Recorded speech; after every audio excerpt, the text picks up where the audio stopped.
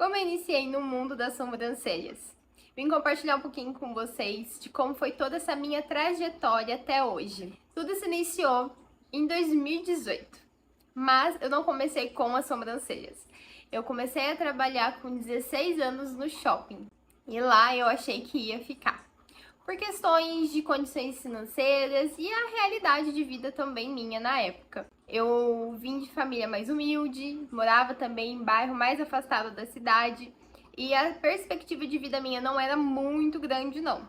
Eu tinha vontade de fazer faculdade, só que era de design gráfico. Eu queria muito trabalhar na área, só que eu sabia que era muito difícil.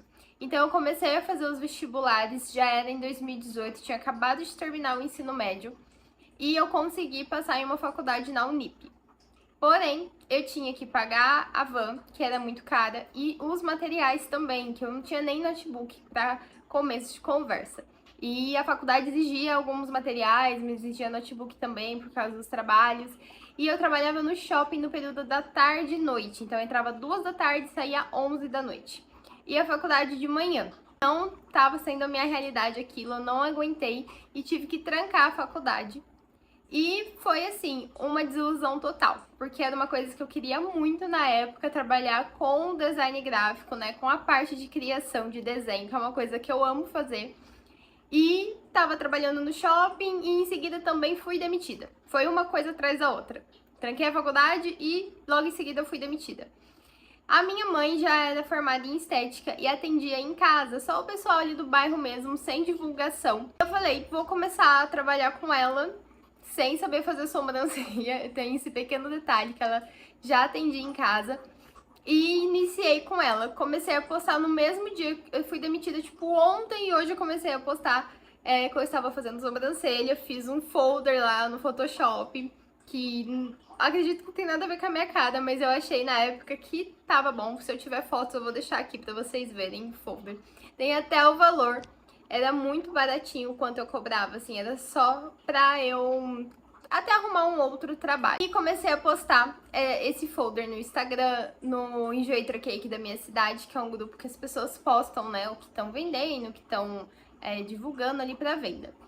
E comecei a ter algumas mensagens de procura. Eu tenho até hoje o caderninho de agenda, que não está aqui comigo, mas pretendo trazer aqui pra vocês verem.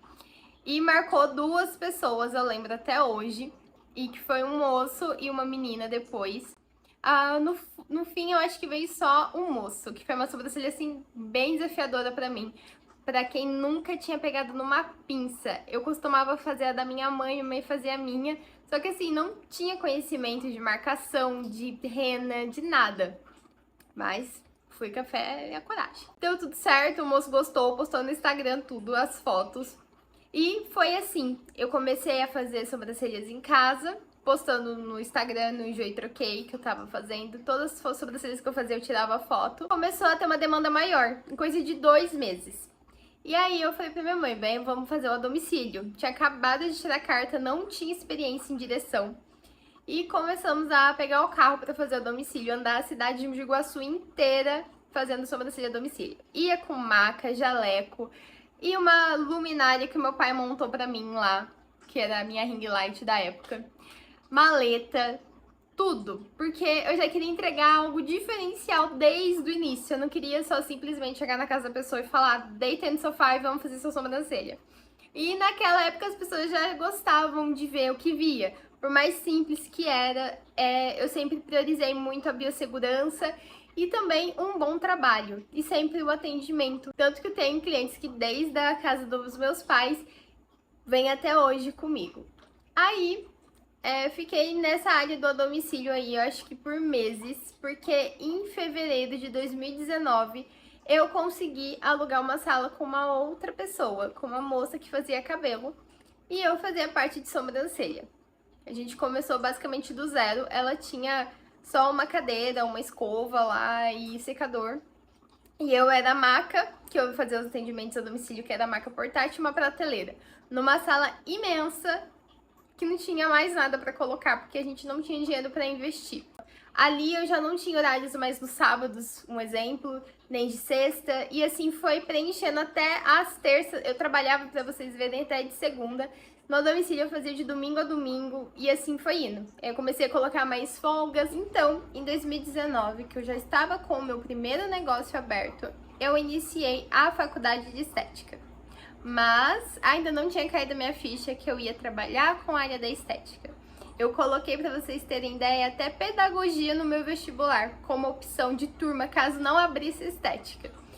E eu fiquei muito na dúvida na onde eu ia fazer a faculdade, se ia ser na minha cidade ou cidades vizinhas, porque eu já estava trabalhando muitas horas seguidas lá no meu primeiro negócio. E ia ficar muito difícil para mim fazer em outra cidade. As chances de eu trancar por cansaço ia ser grande, ou que eu desistisse do meu negócio para mudar para outra cidade, para ficar mais fácil.